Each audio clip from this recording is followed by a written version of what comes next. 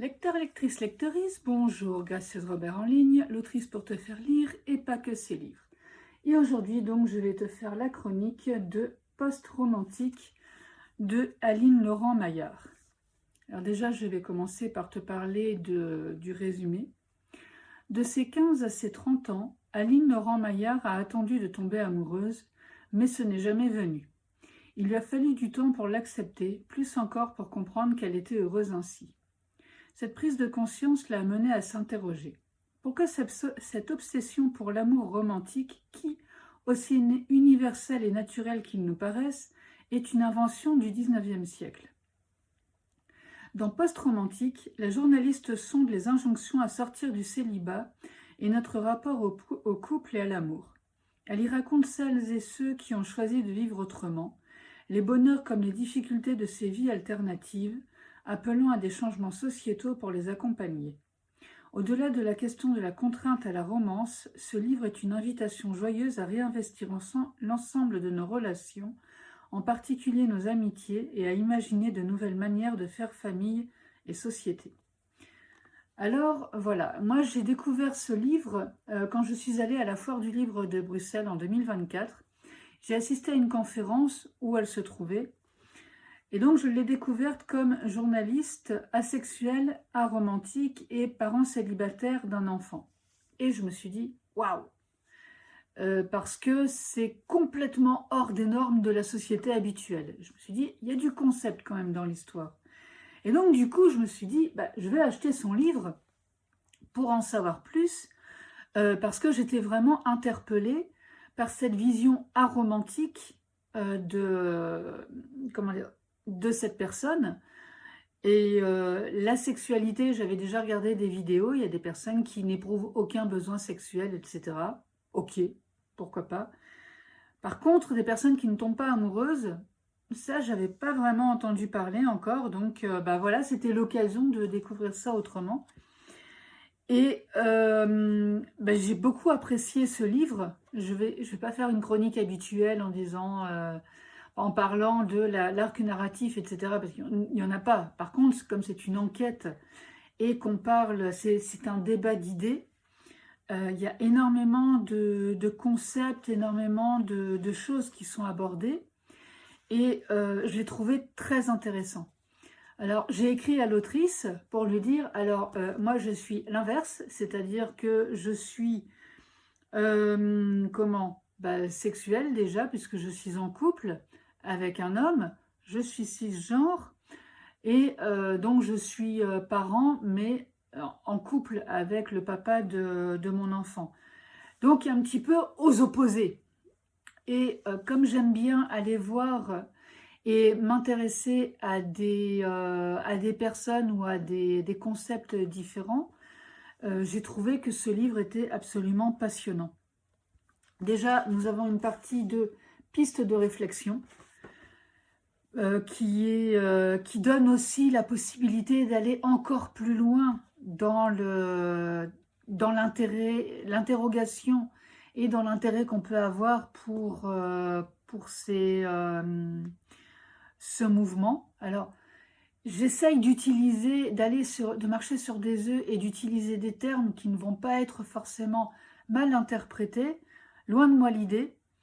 Mais c'est vrai que y a de plus en plus de personnes maintenant qui prennent parole et qui osent s'affirmer comme ils sont. Je trouve ça déjà très courageux, très intéressant et très instructif, parce que moi je prône la différence, et à partir du moment où ça ne dérange pas les autres, en tout cas dans leur manière de vivre, après dans leurs idées, ça c'était une autre affaire, mais dans leur manière de vivre, pourquoi pas?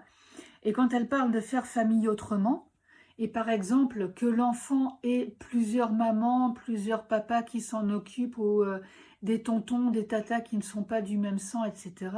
Mais oui, tant mieux. Il y a des villages africains où l'enfant est élevé par plusieurs mamans, plusieurs papas, je ne sais pas trop, et ça se passe extrêmement bien, parce qu'il y a toujours quelqu'un pour aller s'occuper de l'enfant. Et si la maman naturelle et biologique est fatiguée, malade ou je ne sais quoi, il y a une autre maman qui va venir s'occuper de l'enfant, lui donner de l'amour et lui donner les soins dont il a besoin. Et moi, je suis vraiment complètement pour ça. Et dans des temps qui ne sont pas si anciens que ça, on était en famille, on vivait tous ensemble. Alors, pour les plus fortunés, dans un château, pour les moins fortunés, dans une grande maison ou dans une ferme. Mais voilà, on n'était pas chacun dans son petit 2 pièces en couple et uniquement en couple, où il y avait tout un village autour où tout le monde se connaissait. Et ça, elle en parle dans son livre et je suis complètement d'accord, ne serait-ce qu'à ce niveau-là. Elle parle aussi beaucoup donc bien sûr, de l'amour et du romantisme, en remontant dans les temps anciens, au Moyen-Âge, etc. Et c'est vrai que, alors comme grande passionnée d'histoire, bien sûr, ça m'a énormément parlé.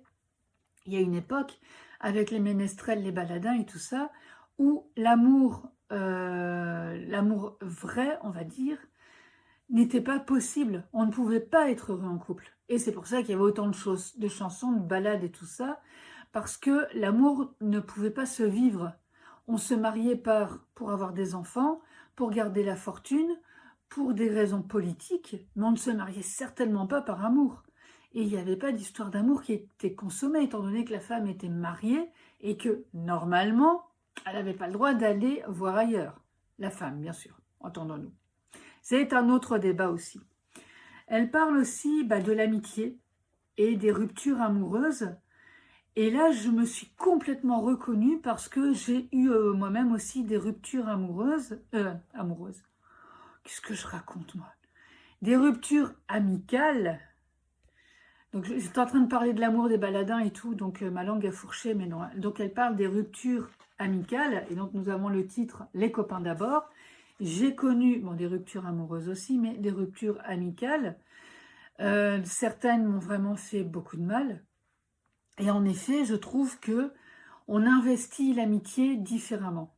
On a des attentes complètement... alors, je ne veux pas utiliser le terme différent, mais on a d'autres attentes dans l'amitié et on va s'autoriser des libertés et des paroles ou des actes qui ne sont pas dans la séduction. Du coup, ça va pas être du tout, on va pas se comporter du tout de la même manière avec une personne amie et une personne qu'on a envie de séduire ou dont on est amoureuse. Et donc, elle parle aussi de ruptures amicales qui lui ont fait du mal parce que elles avaient leur rituel, elles avaient leurs confidences, etc. Et quand ça s'est arrêté, il a fallu qu'elle fasse le deuil de cette amitié et qu'elle continue. Et c'est compliqué. Et je le comprends tout à fait pour l'avoir vécu aussi. Du jour au lendemain, on a le vide.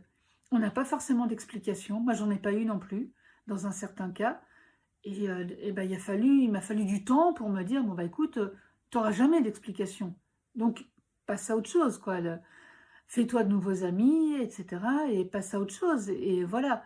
Et pourtant, c'était une amitié qui durait depuis des années et des années. On s'était connus enfants et tout. Et voilà. Et puis du jour au lendemain, paf, paf, t'existes plus. Voilà. Ok. Alors maintenant, il y a des nouveaux termes pour dire qu'on est, je ne sais plus quoi, on est complètement effacé et tout. Que c'est quelque chose d'extrêmement violent parce que ça se passe sur les réseaux et tout. À cette époque-là, il n'y avait même pas les téléphones portables. Ben oui, j'ai un petit peu mon âge, donc voilà. Mais c'était tout aussi violent que maintenant. Parce que on avait d'autres moyens de communication, on se téléphonait, on pouvait éventuellement s'écrire ou quoi, ou se donner des rendez-vous pour se voir et tout, et du jour au lendemain, plus rien.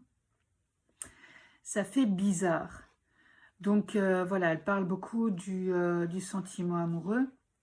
Et ce que j'ai beaucoup apprécié dans ce livre aussi, c'est cette manière de parler de l'amour au global. Parce que c'est pas parce qu'on est aromantique que on ne peut pas éprouver d'amour. Aromantique, ça veut dire qu'on n'éprouve pas de sentiments amoureux. Mais elle a des sentiments amoureux pour un couple.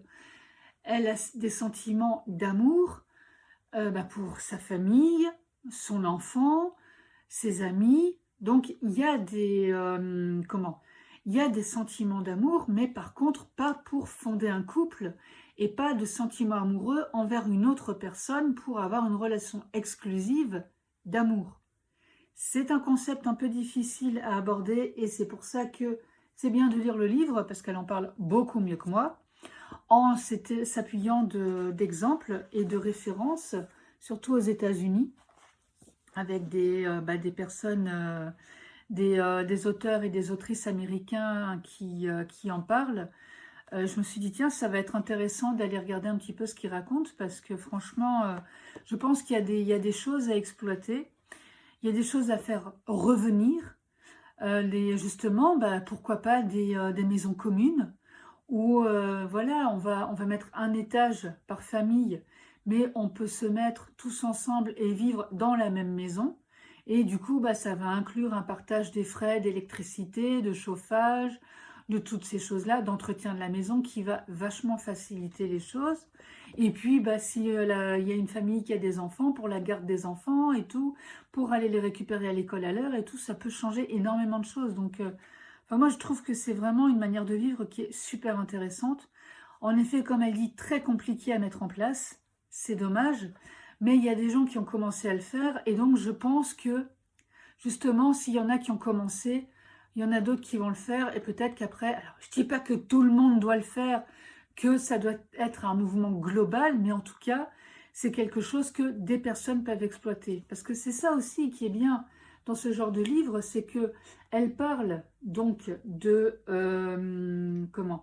du rapport à l'amour romantique, de la vie de célibataire, mais elle dit pas soyons tous célibataires ou soyons tous parents solo ou je ne sais quoi. Non, elle explique, elle pose les choses et elle donne des références pour aller plus loin. Et donc, je trouve que ce sont des pistes de réflexion très intéressantes. Elle parle aussi justement du célibat. Alors ça, justement, donc, en grand âge, à l'époque, une femme célibataire, oh là là, et si elle veut des enfants, comment elle va faire? Et l'horloge biologique et tout, patati patata, être célibataire, c'était le gros drame, quoi. Aujourd'hui, c'est encore compliqué. Parce qu'une femme célibataire qui achète une maison ou qui vit sa vie de célibataire tranquille et qui dit moi en couple, non, ça m'intéresse pas, elle n'est pas normale. Et pourquoi? Et si elle se plaît à être toute seule et à vivre sa vie tranquille et tout, sans avoir une personne fixe ou une relation romantique avec quelqu'un, si elle dérange personne, moi j'aurais plus tendance à avoir envie d'aller lui poser des questions, mais je n'ose pas toujours parce que je me dis, est-ce qu'elle va pas trouver ma curiosité déplacée? Alors que non, c'est pas, je vais pas la regarder comme une bête curieuse.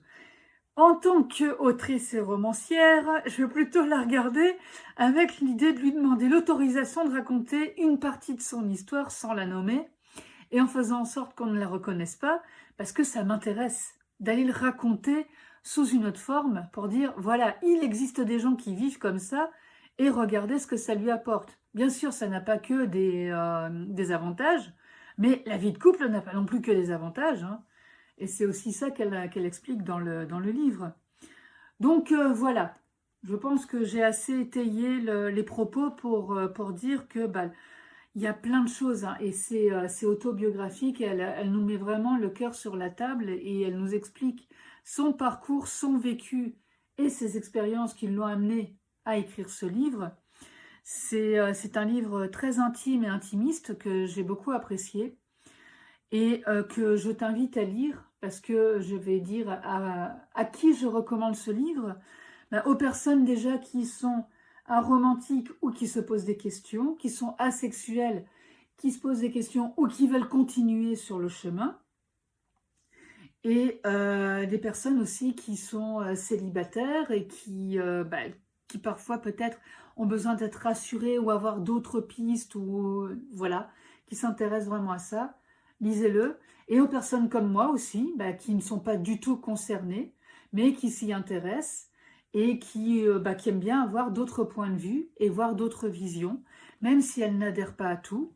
Je trouve que c'est passionnant d'aller écouter des points de vue qui sont différents. Divergents vis-à-vis de la société, oui, mais qui apporte, en tout cas moi ça m'a beaucoup apporté à mon niveau. Et donc je te dis à très vite pour une autre chronique.